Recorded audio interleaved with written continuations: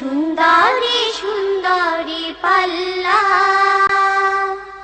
জানি না কত সুন্দর তুমি আল্লাহ। আসসালামু আলাইকুম রহমতুল্লাহি ওয়া বারাকাতুহু। প্রিয় ভাই বোনেরা, ফিরে আসলাম আবার আমাদের প্রিয় অনুষ্ঠান জীবন জিজ্ঞাসা। আমরা এখন দ্বিতীয় সেগমেন্টে এসে উপস্থিত হয়েছি। একজন মায়ের প্রশ্ন ছিল যে দেশে মা বাবা আছে কিন্তু তার ছেলে মেয়ে দুজনই এখানে। এখন কেউ বলছেন যে ফুয়ার অধিকার বেশি অথবা ফুরুত্তার, মানে ছেলের অধিকার বেশি মাকে দেখভাল করার, অথবা মেয়ের অধিকার কম, কারণ হচ্ছে মেয়েকে অনুমতি নিয়ে যেতে হয় তার হাজব্যান্ডের। আসলে কোনটা সত্যি? প্রশ্নটি অত্যন্ত গুরুত্বপূর্ণ এবং প্র্যাকটিক্যাল। বাস্তব জীবনে এই জাতীয় বিভিন্ন সমস্যার উদ্ভব ঘটে। যেমন মা খুব অসুস্থ দেশে, তার ছেলে এবং মেয়ে ইউকে, ইউরোপ বা অন্য কোনো দেশে রয়েছেন। এখন কাকে দৌড়ে যাওয়া দরকার, তার মাকে দেখাশোনা করার জন্য অথবা মায়ের পাশে দাঁড়ানোর জন্য? এখানে উত্তরে আমরা বলবো যে একজন মা যখন তিনি জন্ম দেন ছেলে কিংবা মেয়ে, তার জেন্ডার কি, কোন লিঙ্গের, নারী না পুরুষ, সেটা ভিন্ন কথা। মায়ের যে কষ্ট যখন মাতৃগর্ভে সন্তান আসে, কিংবা যখন তাকে প্রসব করতে হয়, যখন কিংবা তাকে লালন পালন করতে হয়, সব ক্ষেত্রে মায়ের কাছে সমানই মনে হয়। ছেলে হোক কিংবা মেয়ে হোক, কষ্টটা সমান বহন করে। গর্ভে ধারণে, গর্ভ থেকে ডেলিভারিতে, লালন পালনে। কাজেই মায়ের প্রতি দায়িত্ব ছেলে এবং মেয়ের কোনো অংশে কম নয়। এবং মাকে দেখার যে আবেগ, সেই আবেগের ক্ষেত্রে মেয়েরা অনেক সময় ছেলের চেয়ে বেশি, অর্থাৎ একজন মেয়ে তার মাকে দেখার জন্য আরও বেশি আবেগ আপ্লুত থাকে, উদ্বিগ্ন থাকে ছেলের তুলনায়। এই জন্য এখানে আমরা বলবো না ছেলের বেশি মেয়ের কম, মেয়ের বেশি ছেলের কম, এভাবে আমরা না বলে বলবো যে যার যার পারিবারিক, যেহেতু সে অন্যের হক রয়েছে, মায়ের হক যেমন আছে, পাশাপাশি সন্তানরা আছে, স্বামী আছে, সব কিছুকে ম্যানেজ করারও বিষয় থাকে। এই জন্য যার জন্য খুব সহজে ম্যানেজ করে যাওয়ার সুযোগ রয়েছে তাকেই তাড়াতাড়ি দৌড়ে মায়ের পাশে দাঁড়ানো উচিত, মায়ের পাশে দাঁড়ানো উচিত। এবং যার বেশি সোয়াব দরকার তাকে তাড়াতাড়ি এগিয়ে যাওয়া দরকার। ছেলের যেমন সোয়াব দরকার মায়ের বিপদ সংকট মুহূর্তে পাশে দাঁড়ানো, তেমনিভাবে মেয়েরও সোয়াবের দরকার আছে। এই জন্য আমরা কাউকে বেশি বা কম বলবো না, বরং সবাই যার পক্ষে তাড়াতাড়ি দৌড়ে যাওয়া সম্ভব তাকে দৌড়ে যাওয়া দরকার। হ্যাঁ, লিগ্যাল দায়িত্বের ক্ষেত্রে যদি আমরা চিন্তা করি, একটা হচ্ছে নৈতিকভাবে আবেগের দৃষ্টিকোণ থেকে, আরেকটি হচ্ছে যে ইসলামিক শরিয়ার আইন অনুযায়ী মায়ের সেবা করা, মায়ের খরচ বহন করা কার বেশি দায়িত্ব। এখানে উত্তর হবে এটা যে যেহেতু আল্লাহ তাআলা মিরাজ বন্টনের ক্ষেত্রে যাকে যে পরিমাণ দেয়, দায়িত্ব সেই পরিমাণ তার উপর বর্তায়। যেহেতু ছেলেরা দেখি ইনকাম করতে ইসলাম শরিয়া নির্দেশ দান করেছে, এই জন্য ইসলামিক শরিয়া অনুযায়ী ছেলেদেরকে দায়িত্ব বেশি দেওয়া হয়েছে তার মা বাবার খরচ বহন করার ক্ষেত্রে। খরচ বহন করা একটা হচ্ছে আবেগ দিয়ে পাশে দাঁড়ানো, সেটার ক্ষেত্রে সমান, কিন্তু অর্থ দিয়ে, পয়সা দিয়ে সেবা করা কিংবা পাশে দাঁড়ানো, সেই ক্ষেত্রে আল্লাহ তাআলা মা বাবার সম্পদের মিরাজ ছেলেকে যেমন বেশি দিয়েছে, তেমনিভাবে ছেলের সম্পদ মা বাবার জন্য খরচ করার দায়িত্বকেও ছেলের উপর বেশি দিয়েছে মেয়ের চেয়ে। তো এটা হচ্ছে অর্থ দিয়ে, পয়সা দিয়ে খেদমত করার বিষয়টি। কিন্তু আবেগ দিক দিয়ে মায়ের পাশে দাঁড়ানো, অনেক সময় মায়েরা যখন শেষ মুহূর্তে থাকে, জীবনের অসুস্থ থাকে, তখন টাকা পয়সার চেয়েও বেশি দরকার পড়ে যায় তাদের আবেগ দিয়ে পাশে দাঁড়ানো। আশা করি বিষয়টার বিভিন্ন দিকটাকে আপনাদের কাছে আমি তুলে ধরার চেষ্টা করলাম। সেটার আলোকে আমরা চিন্তা করব যে আমার পক্ষে সম্ভব কিনা তাড়াতাড়ি মায়ের পাশে গিয়ে দাঁড়ানো, ছেলে হন আপনি কিংবা মেয়ে হন। ধন্যবাদ। আমরা চলে যাচ্ছি কলারের কাছে। আসসালামু আলাইকুম। আসসালামু আলাইকুম। ওয়ালাইকুম আসসালাম। বোন, আপনার প্রশ্ন বলবেন। আচ্ছা, আমি শেখরে জানতাম চাইছিলাম, আসেন নিলাইনো? জি, শুনতে পাচ্ছেন, বলেন। জানতাম চাইছিলাম যে বাথরুমে আর টয়লেটে এখানো আমরা বাথরুম ঠিক এখানে যেন অজু করা যায় এখানে খামাই এটা তো টয়লেটের দোয়া পড়িয়া তো আগে ঘুরি খামাইয়ার আগে এর বাদে টয়লেট থেকে বাড়াইয়া ইয়ে বাড়াইয়া ইয়ে জফরে ঘোষণা হইয়া বাড়াইয়া হইয়ার বাদে আবার খামাইয়ার সময় আর উজু করা লাগেনি ওইবার বাথরুমের দোয়া লাগেনি আর অন্য বিসমিল্লাহ হয়ে উজু করা লাগেনি বা উজুর সময় কোনো দোয়া উইখানা করলেও পড়ানি না কিতা না খালি এমনি উজু হইলতাম আর উজুর বাদে তো আবার বাড়াইয়া তো হইয়া সাদু আল্লাহ ইলাহা কোনবেলা হইলা যে মাথা মাসে হতে শুনলাম কোনদিনও হইলা যে সাল্লাল্লাহু আলাইহি ওয়াসাল্লাম হইতাম দুইটা আস্তাগফিরুল্লাহ করতাম তো তা ঠিক আছে কোনটা কিলা কোনটা বুঝে কি কই ক্লিয়ার? ঠিক আছে, ঠিক আছে, জি। আর আছে প্রশ্ন আপনার? জি, আর প্রশ্ন আছে আপনার? আর একটা প্রশ্ন তো আসছিল, আমি অনেক যেমন কটা করে বলিলাম, আর একটা প্রশ্ন আমি জিজ্ঞাসা করছি। আচ্ছা, আপনার মনে আসলে আবার করবেন, অসুবিধা নেই। ওকে। আর হবে তসবিহ কিতা তসবিহ কিতা পড়ার জন্য যখন নামাজ পড়তে সুবহানাল্লাহ পড়ি, আল্লাহু দোয়া করি, এর বাদে আর কি জাত তসবিহ নামাজের এখানে শেষে বৈঠকে আর কোন জাত তসবিহ আর কিলা দুরূদ শরীফ খান পড়া যায়নি ওখান থেকে আর কি। ঠিক আছে, ধন্যবাদ। আমরা দুটি প্রশ্ন পেয়েছি। প্রথম প্রশ্নটি হলো যে অনেক বাসায় দেখা যায় বাথরুম টয়লেট একই সাথে, তখন আপনি প্রবেশ করার সময় আপনি যখন প্রবেশ করবেন বাথরুমে, তখন যদি যে দোয়াটা টয়লেটে প্রবেশের যে দোয়াটা আছে সেটা যদি আপনি পড়ে ফেলেন, হয়ে গেল। বাথরুম আর টয়লেট তো একই জায়গায়। এখন আমরা জানি যে টয়লেটে প্রবেশের আগে দোয়া পড়তে হয় আল্লাহুম্মা ইন্নী আউযু বিকা মিনাল খুবুসি ওয়াল খাবায়েথ। সেটা যদি বাথরুমে প্রবেশের সময় পড়ে নেন, হয়ে যাবে ইনশাআল্লাহ, এতে কোনো অসুবিধা নেই। আবার টয়লেটে প্রবেশের সময় আবার নতুন করে পড়তে হবে তা নয়, কারণ এটা তো একই জায়গায়। এই জন্য একসাথে আপনি যদি দোয়াটি পড়ে নেন, আদায় হয়ে যাবে। এখন অজু করার সময় আপনি যখন টয়লেট থেকে বেরিয়ে আবার বাথরুমে অজু করছেন, সেই জায়গায়ও আপনি বিসমিল্লাহ বলতে পারবেন, অর্থাৎ মনে মনে আপনি বিসমিল্লাহ বলবেন এবং অজুকে মনোযোগ দিয়ে কমপ্লিট করবেন। অজু করার পরে আবার দোয়া রয়েছে, ওই দোয়াগুলো আপনি ইচ্ছা হলে বাইরে এসে পড়লে কোনো অসুবিধা নেই। যেমন আল্লাহ নবী বলেছেন, যারা অজু করবে এবং অজু করার পরে কালিমা শাহাদাত পড়বে, আশহাদু আল্লা ইলাহা ইল্লাল্লাহ ওয়া আশহাদু আন্না মুহাম্মাদান আবদুহু ওয়া রাসূলুহু, এই যে কালিমা শাহাদাত, এবং পাশাপাশি এই দোয়াও পড়বে আল্লাহুম্মা জাআলনি মিনাত তাওয়াবিন ওয়া জাআলনি মিনাল মুতাতাহহিরিন। আল্লাহ রাব্বুল আলামিন জান্নাতের সবগুলো দরজা তাদের জন্য খুলে দেন। অর্থাৎ অত্যন্ত গুরুত্বপূর্ণ একটি আমল জান্নাতে যাওয়ার, সেটা আপনি বাইরে এসেও ইনশাআল্লাহ পড়তে পারবেন।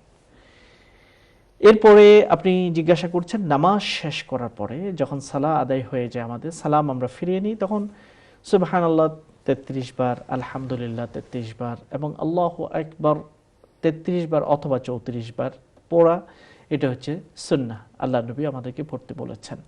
এবং এর বাইরেও আরও দোয়াগুলো আছে নামাজ শেষ, ফরজ নামাজ শেষ করার পরে, যেমন আল্লাহুম্মা আনতাস সালাম ওয়া মিনকাস সালাম, এই দোয়াটি পড়বেন।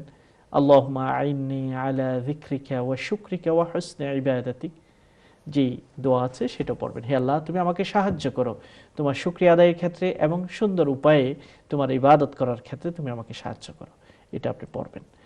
আর নামাজের ভিতরে যখন আপনি আত-তাহিয়াতু তাশাহুদ পড়বেন, এরপরে আপনি দরুদ শরীফ পাঠ করবেন। দরুদ শরীফ পড়ার পরে সালাম ফেরানোর আগেও বিভিন্ন রকম দোয়া পড়া যায়। তার মধ্যে একটা আমরা সাধারণত পড়ে থাকি, আল্লাহুম্মা ইন্নী যালামতু নাফসি যুলমান কাসীরা ওয়া লা ইয়াগফিরু যুনুবা ইল্লা আনতা ফাগফিরলি মাগফিরাতাম মিন ইনদিক ওয়ারহামনি ইন্নাকা আনতাল গফুরুর রাহিম। এই দোয়াটি আপনি পড়বেন। অথবা আরও অন্য দোয়া আছে, আল্লাহুম্মা গফিরলি মা কদ্দামতু ওয়া মা আখখারতু ওয়া মা আসরারতু ওয়া মা আ'লানতু ওয়া মা আনতা আ'লামু বিহি মিন্নি আনতাল মুকদ্দিমু ওয়া আনতাল মুআখির লা ইলাহা ইল্লা আনতা। এই দোয়াটি আছে, আরও দোয়া আছে, বিভিন্ন সময় আমরা পড়ে থাকি। তো এই জন্য যে কোনো দোয়া বা কয়েকটা দোয়াও যদি আপনি পড়েন, ইনশাআল্লাহ কোনো অসুবিধা নেই। অনেক অনেক ধন্যবাদ আপনাকে প্রশ্নটি রাখার জন্য। জি, আমরা চলে যাচ্ছি পরবর্তী কলে, দেখি কে আছেন আমাদের সাথে। আসসালামু আলাইকুম। আসসালামু আলাইকুম।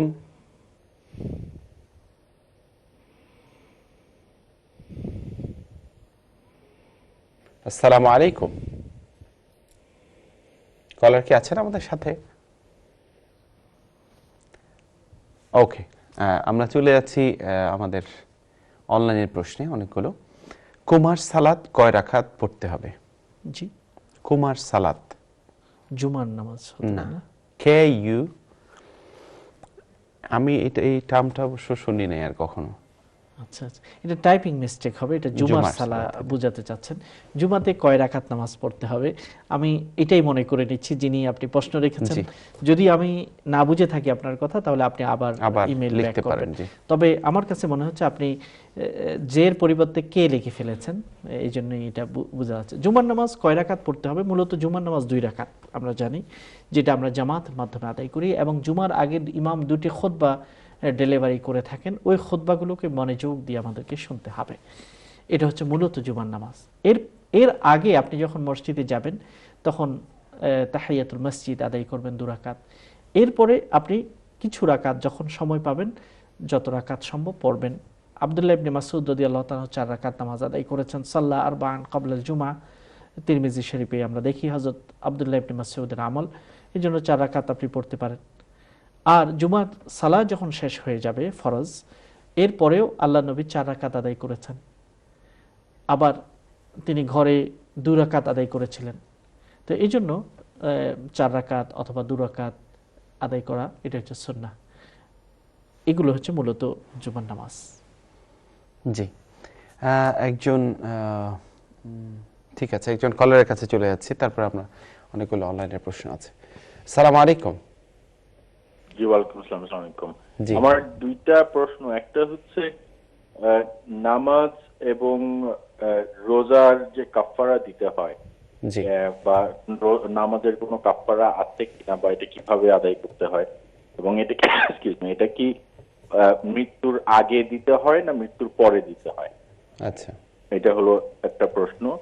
আর আরেকটা হচ্ছে, এটা অ্যাকচুয়ালি আমার জাস্ট একটা কোয়েরি। এই যে মানুষ বিভিন্ন রকম বিজনেস করে বিদেশিদের সাথে করাটা, এটা আমি জানি যে বলা আছে যে কাফেরদের সাথে কোনো ব্যবসা না, মানে তাদের যে আউলিয়া হিসাবে না নেওয়ার জন্য এটা আছে। কিন্তু যারা ধরেন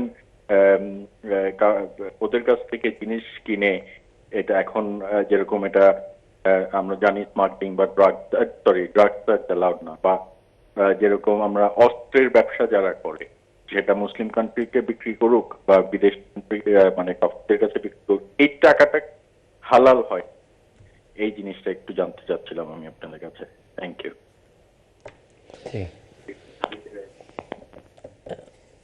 জি, ধন্যবাদ। আমরা 2টি প্রশ্ন আপনার থেকে পেলাম।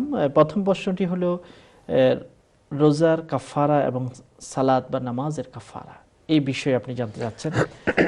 রোজার কাফারার ব্যাপারে রয়েছে, যারা আল্লাহ রাব্বুল আলামিন বলছেন ওয়ালাল্লাযীনা ইউতিকুনাহু ফিদিয়াতুন তাআমু মিসকিন, যারা রোজা রাখার সামর্থ্য নেই, বয়োবৃদ্ধ হয়ে গেছে, তাদের রোজা রাখার সামর্থ্য নেই, তখন তাদেরকে আল্লাহ তাআলা নির্দেশ দিয়েছেন ফিদিয়া দেওয়ার জন্য।